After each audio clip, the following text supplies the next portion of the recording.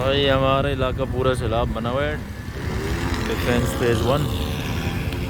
मेरी बाइक तो आधी डूबी हुई है।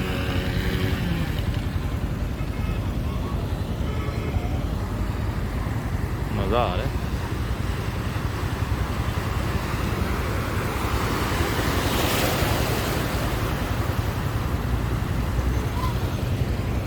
इसके धुएं उठ रहे हैं सिलेंसर्स।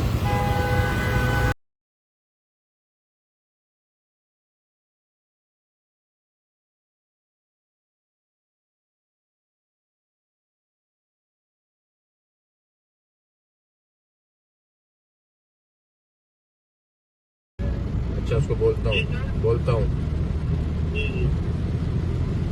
रात में इतना पानी शुरू हो गया।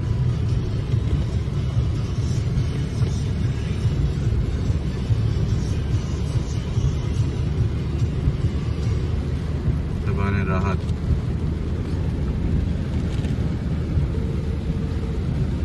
ये खैबान गाजी।